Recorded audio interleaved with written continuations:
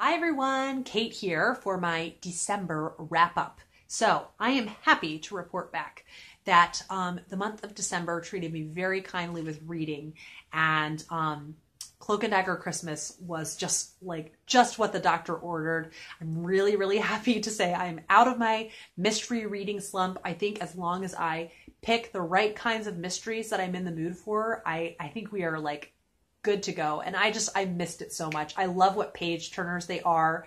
The gripping plots, the amusing characters, and just the secrets that come out of the woodwork. And just a delight. So for December, the first one that I read was Mandy by Julie Andrews Edwards. This was a reread, and one that I had been wanting to reread for so long, and I'm really happy it lived up to my expectations. It lived up to my memory. The last time I read it was decades ago that I read it. And it's about this little girl named Mandy who lives in an orphanage, and there is a wall behind the orphanage, and one day she just climbs over the wall and finds this abandoned cottage. And she is like most orphans would, so it just made me really sad, this is really this is how an orphan feels, just very alone and vulnerable. And so she fixes up this cottage, and at a certain point someone starts leaving her notes at the cottage, and she doesn't know who it is. She wants to know, who is this person leaving me notes? And it was just a really charming, sweet story. The character of Mandy, though, she's not one that I loved, honestly. The way, how she is so obsessed with keeping the cottage a secret, and all the lying that she does to keep it a secret really stressed the Hermione in me out. But I still love the book despite that. So that's not to say at all I don't recommend the book. It's just a side note. Actually, a protagonist that I wasn't totally in love with, but I just love this book. So I highly recommend it. Then I finished an episode of Sparrows by Rumer Godden. So Rumer Godden, new love of my life, this author. An episode of Sparrows, though, I don't think I enjoyed it nearly as much as in this House of Breed. But that being said, this is a new favorite author, so that means I still really enjoyed this.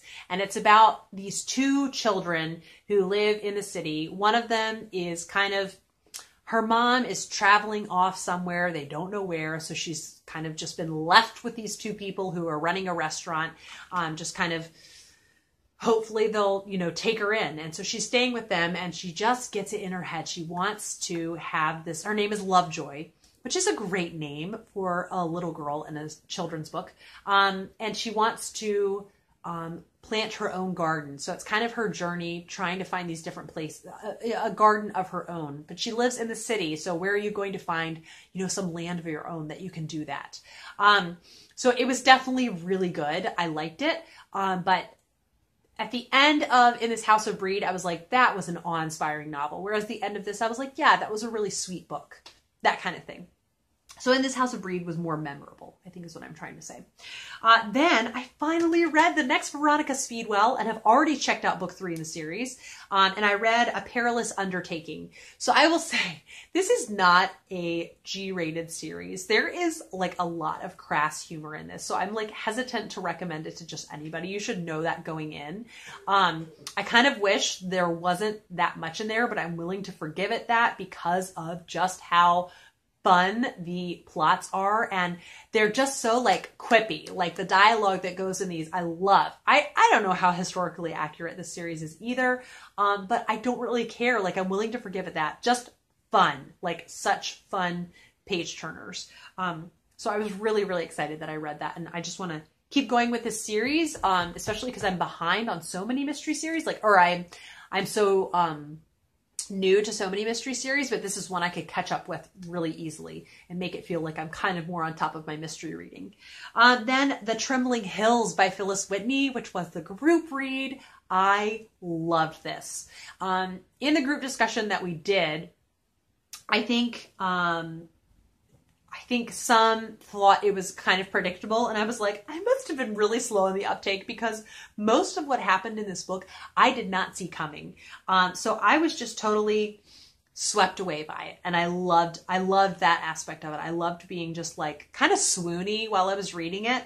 And I was worried in The Window on the Square, another Phyllis Whitney, she did this thing with the romance that I'm like, no, no, no, no, no. Why are you doing that? And then this one, she didn't do that. So I was like so relieved that didn't happen. I also loved the San Francisco setting, and partway into the book, or not partway, like maybe like halfway or even 3/4, the big San Francisco earthquake happened. And so that was such an interesting element to throw into the story. And yeah, just the characters, the romance, the mystery was, just delicious. So I enjoyed this one the same way I would a Mary Stuart. And I'm really, really happy that Bree Hill and I are reading through Phyllis Whitney books because they're just great. Then I did my reread of Little Women for Louisa May 2020. So I will link my review down below because it was just such a great reread. And I was scared going in that I wouldn't enjoy it as much, but I had no reason to be scared. Then I read aloud The Christmasaurus by Tom Fletcher, and this was actually a reread for me, but I was willing to reread it only 2 years after I read it the first time because I read it aloud with Peter, and he loved it. What's so funny is like you just have to wait for the right time to read a book, because I showed it to him last Christmas and tried to read it, and he was like, he decided he just didn't want to read it. And so then the whole first chapter, I was like, okay, well, listen to one chapter. And he listened to that. He's like, nope, don't like it. Like I just could not change his mind. And then this year he loved it so much. We really enjoyed it. There were some points where I was reading aloud and my husband was listening too. And it was just really, really fun to enjoy and delight in together. And so it gave me kind of this extra level of enjoyment and delight in this book. Then I read Heirs and Graces, the 7th in the Her Royal Spyness mystery series with Kate from the novel Nomad, and we had a lot of fun reading this. It's a Georgie, so it's going to be it's a light-hearted. There's a little bit of romance in there, just short and sweet mysteries, and we liked it. We definitely still think the high point of the series is the 12 Clues of Christmas, but we really, really still enjoyed this. Then I did a bad thing, and I started a couple other detective series, but I was too curious about these. I wanted to find out. So the first was The Inspector and Mrs Jeffries by Emily Brightwell. And this series, it's like really over the top, okay? Because the Inspector, Inspector Witherspoon, works for Scotland Yard, but he's apparently like really bumbling and incompetent, which if he's as dense as he comes across in this series, like how did he ever get hired by Scotland Yard? But his maid, Mrs. Jeffries, realizes kind of how incompetent and bumbling he is.